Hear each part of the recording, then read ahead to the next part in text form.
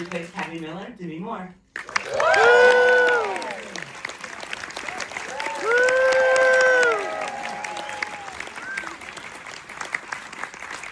got lots of questions about his character, but I know you know him, Sam Elliott.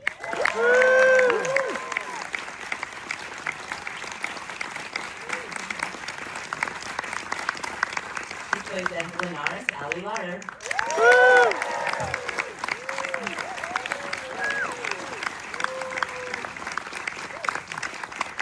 And finally, he plays Tommy artist, Billy Bob Thornton.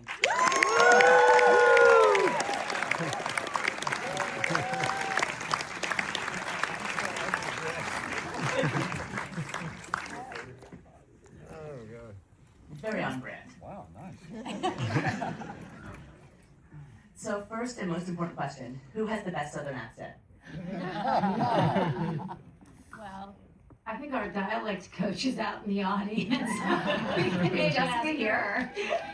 All right. The legend. How hard is it to get the accent right? Are you talking to me? Yeah, you start. It wasn't, this one for me was not as hard of an accent. It's a little bit more familiar. I'm from New Mexico, so but I think it was hard in my own perfectionism of wanting to get it right. So I'm gonna get a report after. There you go.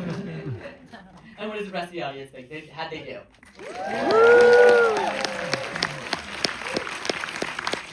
Just had to show up. Sure. You pulled it off. So obviously the show is such a huge hit. What is it about the show that you think has made it such a success? Billy, why don't you start? I know. You're sitting next to me. I know, right? Well, first of all, before we came out here, Ali didn't know where to put her candies. She didn't want to have them in her mouth. She's put them in my hand. It is true love. There it is. It is. There you have it, ladies and gentlemen. This is how close we are. This is getting into the show, you know. Is it okay if I What? just put them down there? Please, I thought you would give it to me. No, it's not okay to give it to me. You're telling me that. I mean, if it were really true love, I would eat them, but Yeah. who knows what she's got. I hate to break it to you, but if she's got it, you've got it. I watched the show. So what was the question? I'm sorry. I think you just answered it. I think what's the secret of the success of the show? Clearly chemistry has a lot to do with it, but beyond that. Well, you know, Taylor writes shows that strike a nerve with people, and I think that over the last several years, people have started to come out of this sort of cloud of not being able to say what they think, you know, and Taylor writes characters who are unabashedly themselves. And I think it's just that you get to watch a show that, you know, raises the curtain on a business that isn't normally seen on television or in movies. And you get to see how these people who sort of circulate in that business react to each other, how they interrelate. And he just writes great dialogue and writes great characters, and they're all very well drawn. And I think the reason this specific show did well with international audiences as well as the U.S. is because most of Taylor's other shows are a thing. Yellowstone is predominantly a drama. Linus has a lot of action.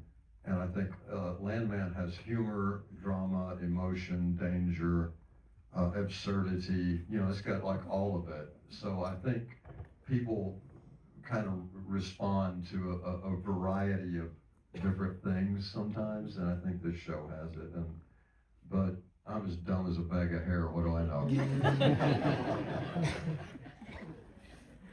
Ali, what about you? What do you think is the secret? Well, I definitely think it's the different tones of the show, and I think that, you know, so many people connected with it from different generations, from different places, and I think that there is, you know, I didn't even know it was going to be like that until I saw some of the first season, because he's really sharp in the way that he switches from tone to tone, and I think that Taylor truly understands an audience's appetite, and he feels it when they want to go deep into a love story, or when it becomes too heavy in the violence, you have to, cut it with humor. So I think that he's just brilliant at that. I also think that, our show has a lot of heart, and you can kind of feel it. We have an amazing time working on it. We love our crew. The cast is really close, and it's just like that special little kind of magic fairy dust that went on top of it. And I think that audiences can feel that. Sam, what about for you? Were you a fan of the show before you joined it? I would assume so. Yeah, when Taylor told me that he had something in mind for me, he said, he said, I'm going to put your ass back to work. When I started really tuning in, I'd watched the first couple of episodes, excuse me, and then I went back and started over again and watched it all. And, I think the secret is not only, is not only Taylor's work, but it's the people that he's brought to it. I'm going to exclude myself from that comment because I'm late to the party, very late. I have yet to see any of it that I've been involved with. But I've watched it all unfold, the second season, and it's just, Taylor's one thing. Taylor writes brilliant stuff that actors just love to say. And he creates these characters that actors get to bring to life. And I think a lot of people, I should be candy.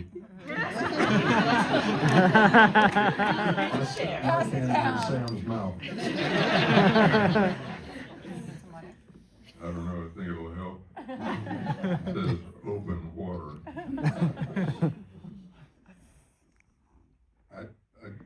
It's just such a gift to be part of this, for me personally. And I think that it's like the same reasons that it's a gift to me, it's a gift to the world, or it's a gift to the audience. It's Taylor's work, it's the cast, it's this incredible crew we have behind us. And we get to tell these tales that people either want to be part of or want to identify with or just want to be entertained by. I think it's pretty simple. It's just done at such a high level, I think is why people respond to it. I mean, there's opportunities that are given to people here that they don't come along very often. Billy Bob's been incredible in everything he's done for a long, long time. Most everything. You didn't like Chopper Chicks and Zombie Town? I've caught my way through enough of this. So. Sorry.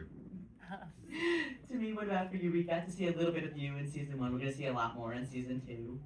What do you think is the secret sauce? I mean, I think they've already articulated it so well. I really agree with everything of how they framed what I think those points are. There's just a particular alchemy that has come together. I think, it's a very interesting experience with Taylor. I think for all of us, this isn't like a normal presentation of being sent a script and saying, would you like to do this? You go, you fly to Fort Worth, you meet him, he tells you his idea, and says, do you trust me?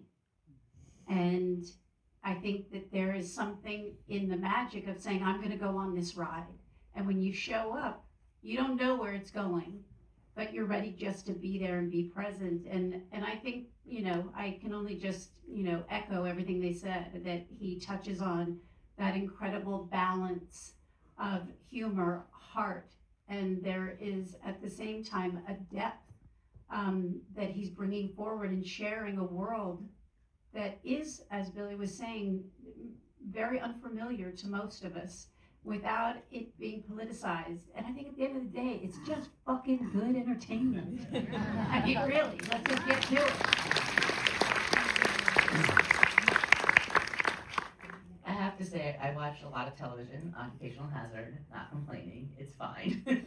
But the lines, the dialogue, the writing is so good, it really just stands apart. I'm curious for you as actors, do you have favorite lines or favorite moments that really stand out for you, for your characters, or for each other, for someone, something else that you remember that someone else got to say or do? Well, I have to say, I really enjoyed saying, enjoy your lunch, I paid for it with your fucking money.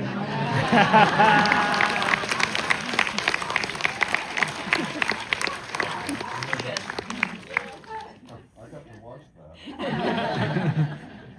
That and handing my purse over to you. I'm watching him hold it. You held it the whole time.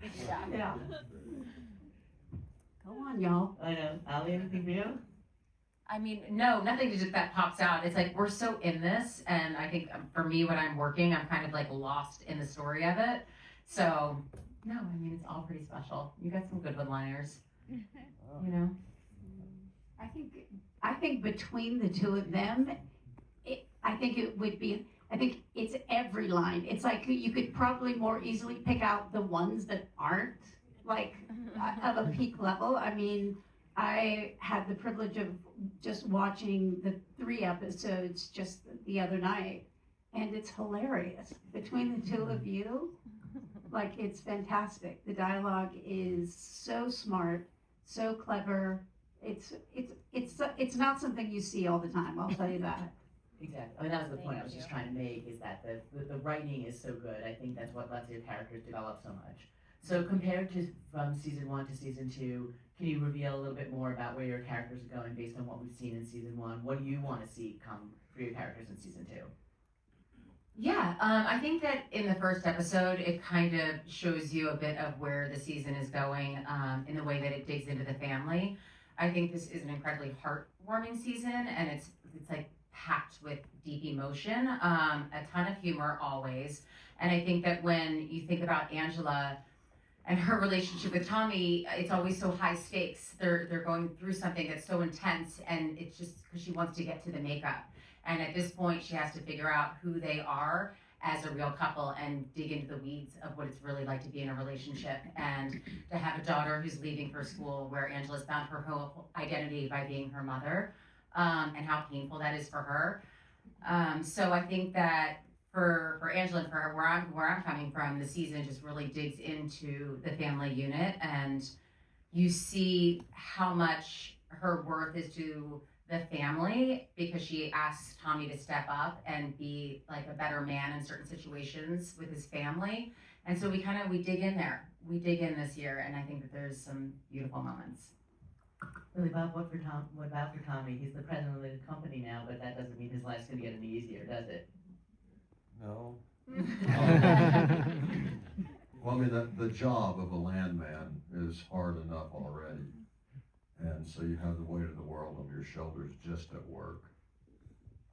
Then all of a sudden you're told that you're going to become the president of the company when you don't know anything about being a guy who wears suits and things.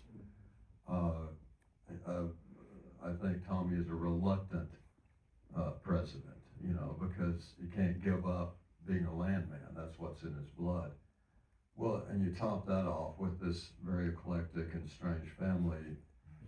It's a 24-hour-a-day job, so it's not like he gets home from work and just kicks his shoes off, gets back in the easy chair and watches a football game. It's 24 hours a day, there's something coming at him, And actually, I mean, if you want to talk about real life, when they call cut and it's the end of the day, it's the martini, see you guys later, our relationship doesn't change a hell of a lot. She literally says to me things like, hey babe, we're going to dinner tonight. Michelle's coming, Sam's coming, Demi's coming, Andy's coming. We are not going to that dump out there by your house. If you take me there one more time, I'm going to kill you. We're going to go someplace where I can have champagne and caviar. I am not going to this redneck joint you take me to. Am I lying? You are not lying. I do like your redneck joint too, just every once in a while. We gotta get him to step it up. But is there a table flipping involved? No. No, there's no tail flipping, but it's true because we all do hang out after, and you know, we like to have a great time. You kind of feel it; it kind of bleeds into the show. My dinners are way less expensive at my place. Denise, what can you tell us about Cammy? What more are we going to see from her in season 2? I think obviously, you know, it really kicks off with the depth of her grieving at the same time of having to step in to a world that she's only had a peripheral experience with, and I think that it's that situation where all is not what it seems, and the essentially the fallout of what that means, and really the stakes that are there. And I don't know if it's in this episode that they saw, but it's, you know, it's a rare thing when somebody has a partner like what is set up between Cammy and Monty. And when you lose that partner, it's like losing that piece of yourself and having to reestablish who you are, what you're doing. And in this case with Cammy, it's wanting to make sure that she's leaving something of Monty so that he's never forgotten. And so but there's a fair amount of calamity that is thrown at Cammy's way, but there at the same time a lot of grief. It was not the lightest season for me. But I also love how she's a woman not to be underestimated. I mean, I think that is a big part of kind of the journey for Cammy in this season is, kind of being seen as just the wife and you know what it means to step up and keep yourself and your family together. Speaking of family, we've got Sam joining the cast this season. I think I'm not sure, it was teased a little bit, but I think from the trailer we know that you're playing Billy Bob, Tommy's father. What can you tell us a little bit more about that? Very little. Good shot for revealing too I much. just noticed this lady over the sign, I was curious what it looked like while I was coughing.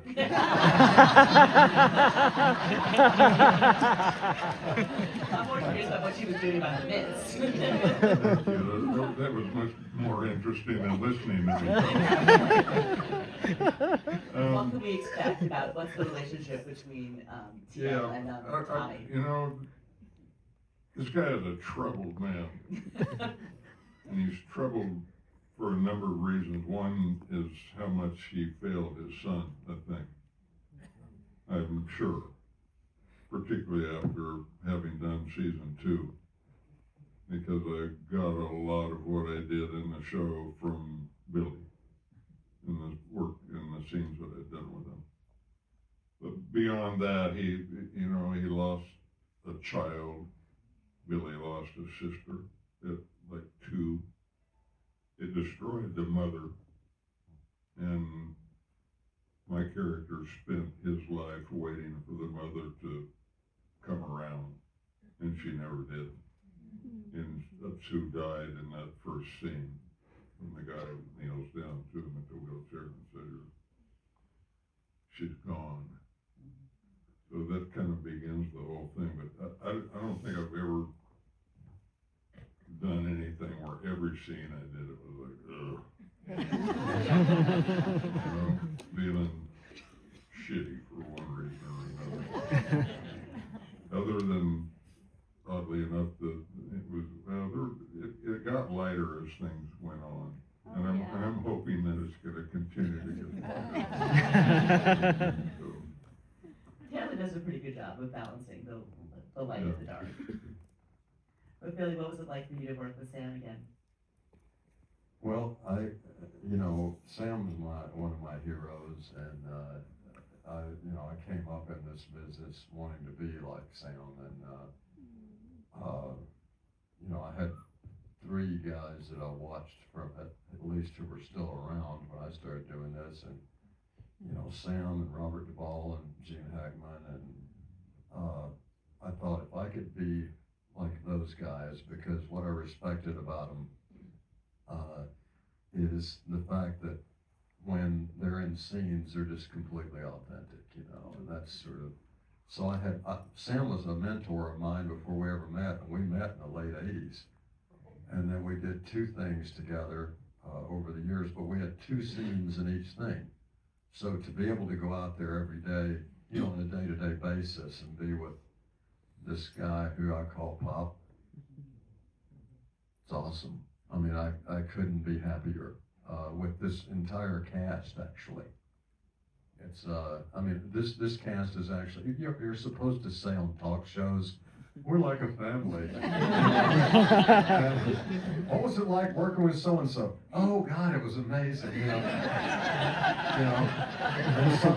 And sometimes you feel your own arm twisting itself behind your back.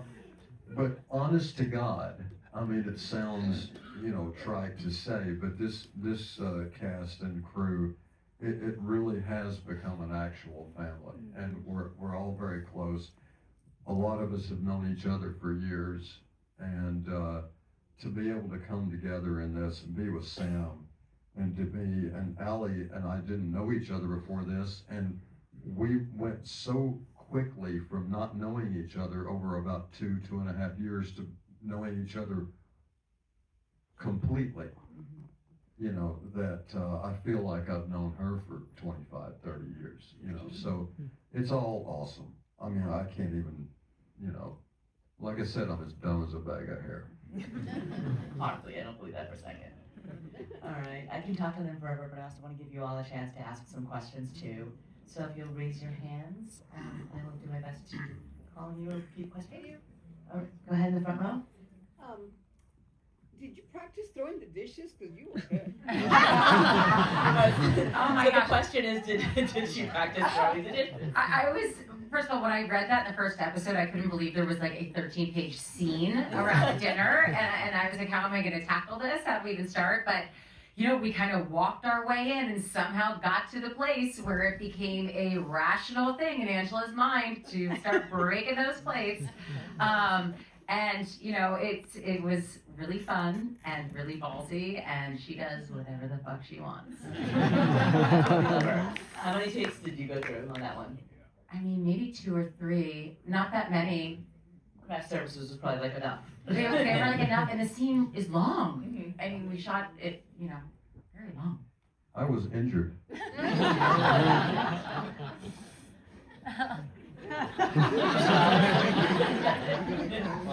What was the injury? What happened? Yeah, dishes. Yes, okay. See, breakaway dishes are real. Yeah. No, I mean, they're not much different than a regular plate. Thanks a lot, Ben. Just a little bit. Next question. Billy Bob, how your monologues are so long. How do you memorize those monologues? Were you in Texas? How do you know those monologues? How do you memorize those big monologues? So the question is, has he memorized his long monologues? Now, this is going to sound like I'm trying to be cute. It's really the truth. I grew up with severe obsessive compulsive disorder and dyslexia and anxiety disorder, and I'm on the sort of edge of the spectrum. That being said, sometimes when things that most people consider hindrances or afflictions actually help you in other areas of your life. I can always have been able to look at a page and I can tell you what it says. I don't read left to right like a normal person. I see things in chunks. And I can actually look at a paragraph and say, yeah, so the guy just divorced his wife and now he's got this supermarket and he's going to go, seriously. A photographic memory in that sense, and once again, dumb as a what? But I can memorize things. I've always been able to. I don't know how. I have no explanation for it other than I guess somehow in the cobweb of this weird world up in here, I just am able to do that. it helps if the writing's good and you know what it means. Yeah. So if you don't know what it means, it makes it more difficult. Did you experience this beforehand, knowing the monologue is what it's all these people up here will tell you, I read a script once and never look at it again until the morning we're about to do it. It's absolutely amazing. It's incredible. Do you think that Taylor writes to you knowing that you have that skill? Or is he, like, has that relationship developed over the course of the show? Oh, absolutely. He tortures me. I mean, every time I see, I said to Taylor this season actually, after the first 2 or 3 episodes, you remember this, and I went to Taylor and I said, dude, where's all my big monologues and stuff? And he goes, oh, trust me, it's coming. And then when I finally saw it, I called him up and I said, what are you doing, trying to kill me? And so yeah, he gets around to it, but I'm not afraid of that.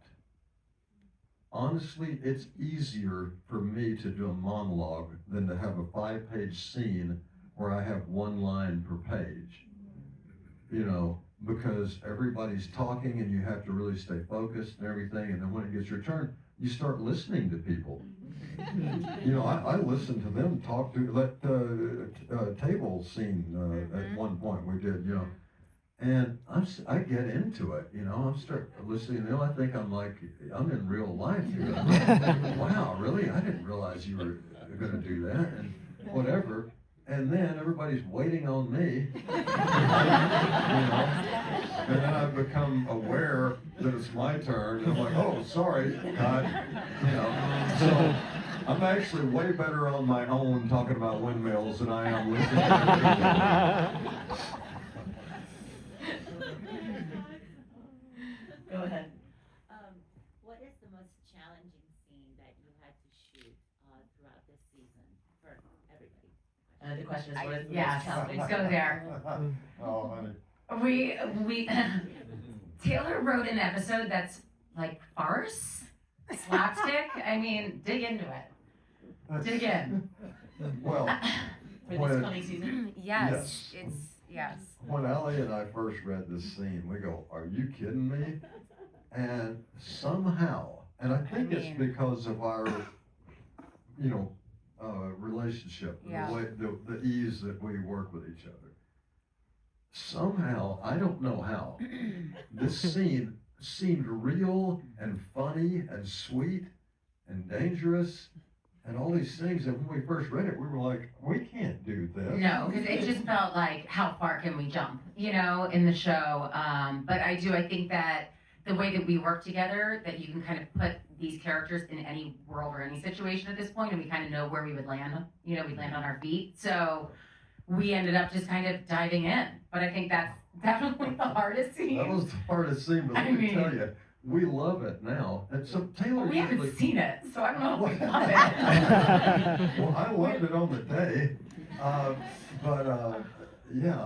but it was a scene that once we realized what he was doing with it, he actually was doing farce, and once we embraced that, it actually worked out really wonderfully. And but I think it wasn't a difficult scene to do. It was a difficult scene when we read it, trying to figure out how we were going to do it. But once we did it, it actually kind of went like butter. And to just add in, one of the great things that we had the privilege this season is we had one director we had the continuity of having one director really carrying us all the way through. So when we did have those moments, like our, scene at the Cattlemen's Club that was looked a little bit challenging, we had an excellent anchor point that was also really keeping the scope of the overall vision and really helping to anchor us. Sir Alfred Yes. Hitchcock. Stephen K. Stephen K. Close. Yeah. Sam, what about for you? Did you have a challenging scene you wanted to call out? No, God, I don't know. Maybe eating crab at one of Ali's. Trying to figure out how I could look like I was really eating it, because it wasn't edible. I think that scene where it's like this guy started, he's in a weakened condition, right? And he fell in the swimming pool at the house and then couldn't get out because he's got a bum leg and a bum knee and this. And so he sat in there for who knows how long and ended up calling his son when he saw his son walk out onto the patio, and son said, "What are you doing in the pool, Pop?" And he said, I fell in, help me get out of here. He said, "Just get up, walk out." And I said, I can't get up. And then he sits down on the side of the pool and we have this, this talk. And I'm, at that point, this took hours to do this thing. And unlike Billy Bob, I don't have one of those memories that, and there was one speech at the end of this thing that just kept killing me. And I was telling this story about a guy back at the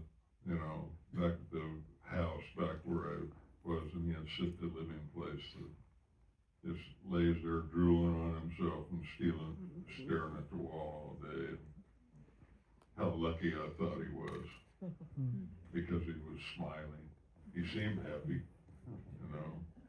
and it really just killed me. And I was weeping and fucking, I was a mess. By the time Billy got me out, finally, I was like, shaking and I was like burning cold, But that was a challenge. But boy, it was sure fun. Yeah, it was. And I don't know if they told you this or not, but we're going to do that scene for you right now.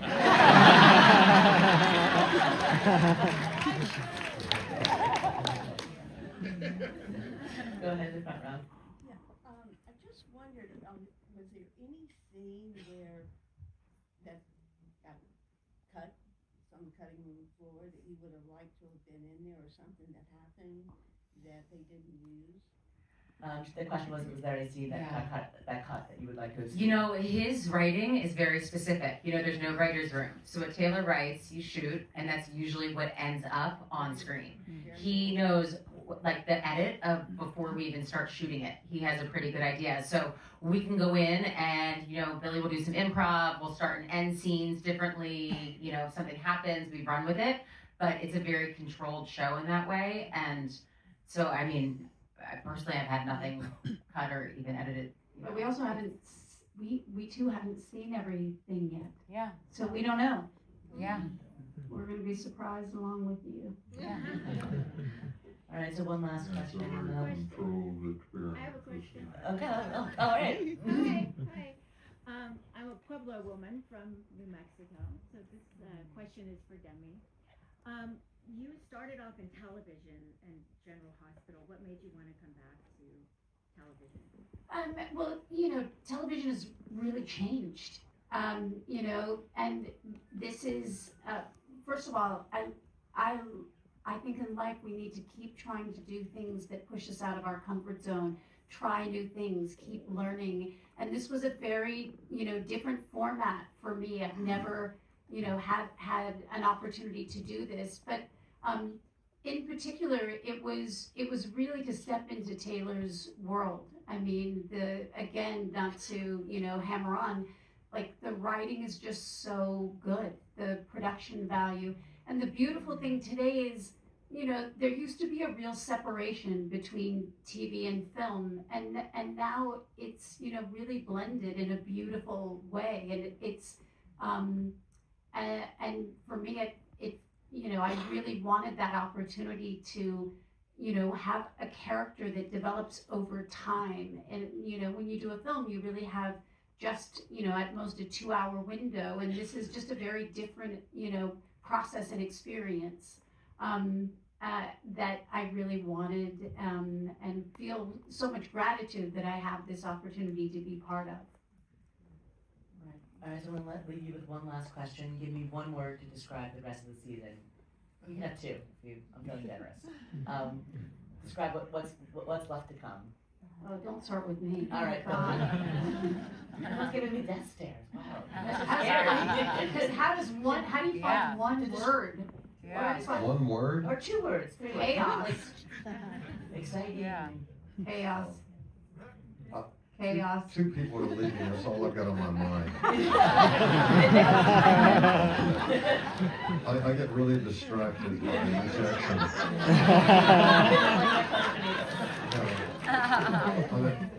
I'm an insecure mess. Yeah, I wonder what they're thinking. I'm gonna go find them.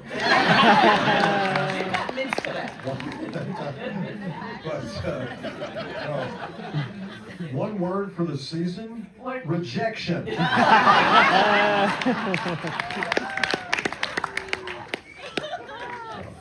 No, I mean, in the famous words of Butthead, it's cool. Ali? I don't know, explosive, fierce, I'll go in that direction. It's a gift. Oh. So sweet. Me? I think it's really, God, it really is hard for me to really sum it up in one word. I think it's riveting. Yeah. That's what I think. I think it's good words.